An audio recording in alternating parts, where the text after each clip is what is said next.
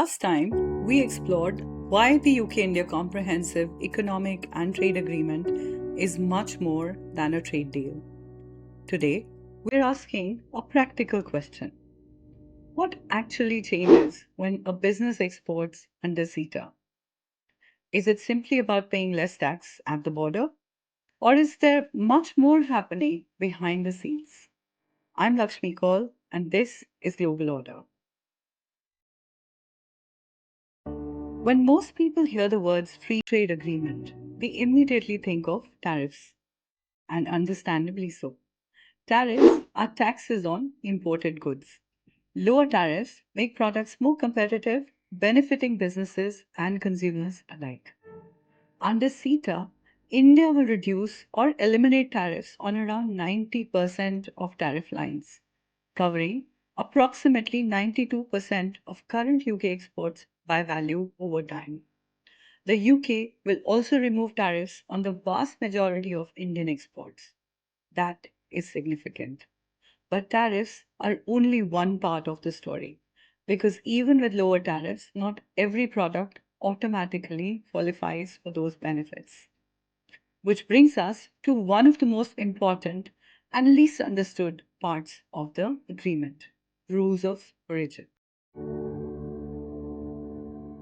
Every trade agreement has them. They answer a simple question: where was this product actually made? Imagine a company in Britain assembling machinery using components from Germany, Japan, and South Korea, or an Indian manufacturer sourcing raw materials from several countries before exporting the finished product.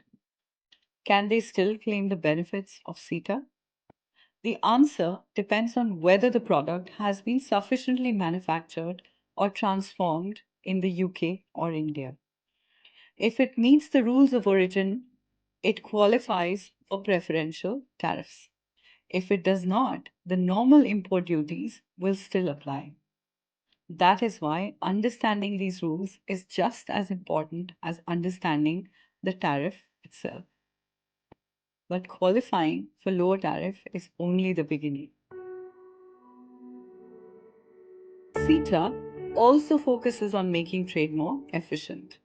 It encourages electronic customs procedures, greater transparency, and quicker clearance of goods. For businesses, that is important. Delays at ports can be just as expensive as high tariffs. But here's another common misconception: lower tariffs do not mean lower standards. Food products must still pass food safety checks. Medical devices still require regulatory approval. Pharmaceuticals must continue to meet national regulations. In other words, CETA makes trade more efficient, but it does not compromise consumer protection or product quality. Who benefits from this agreement? It's not necessarily the biggest companies, it's the businesses that prepare. Those that understand the rules of origin, those that organize their supply chains, those that invest in compliance, those that treat CETA not as a political announcement but as a commercial opportunity. Trade agreements don't reward assumptions, they reward preparation. Today, we've gone beyond tariffs because the real value of a trade agreement isn't found at the border.